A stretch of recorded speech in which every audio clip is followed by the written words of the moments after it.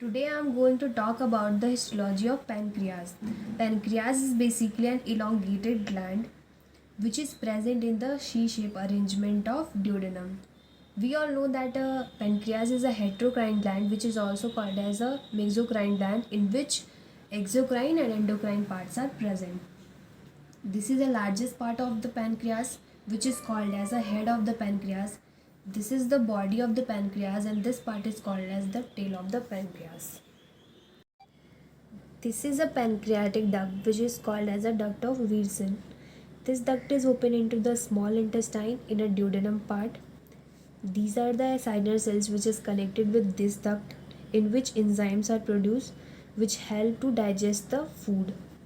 Through this duct, this enzymes enters the lumen of the duodenum in which food get digested. So this is called as an exocrine activity.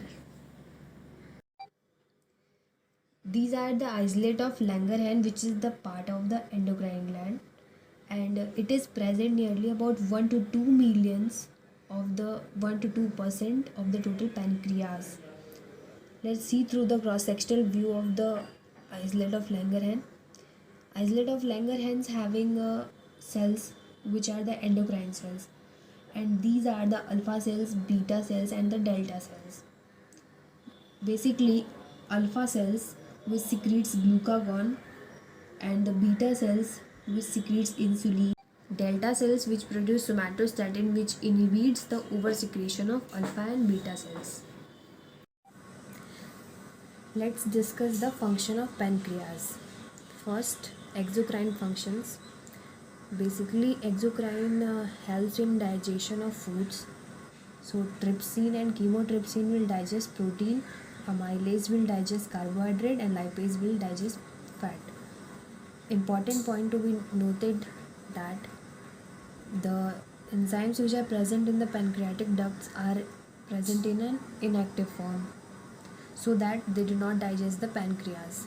Once they enters the intestine, the enzymes activated and start breaking down the food. Second one is the endocrine functions. Endocrine glands which consist of islet of Langerhans which secretes hormone into the bloodstream. Insulin is secreted by beta cells. When the blood glucose level rises, insulin is produced to lowers the blood concentrations. Second one is the glucagon secreted by alpha cells.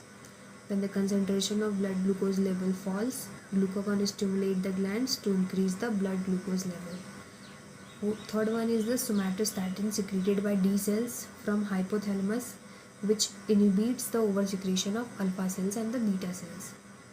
Fourth one is the pancreatic polypeptide which is also called as a PP cells secreted by F cells. It releases pancreatic polypeptide. Now we will discuss the regulation of blood sugar level. In the normal person, the blood sugar level is controlled within a narrow range. In early morning after the overnight fasting, the blood sugar level is 70 to 110 mg per dl, which is a low blood sugar level.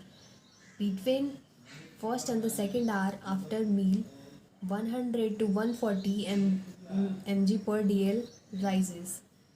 Normal blood sugar level is 80 to 100 mg per dl after the 2 hour of the meals.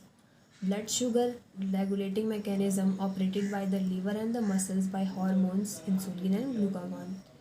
Insulin is also called as the anti-diabetogenic hormone which decreases the blood sugar level.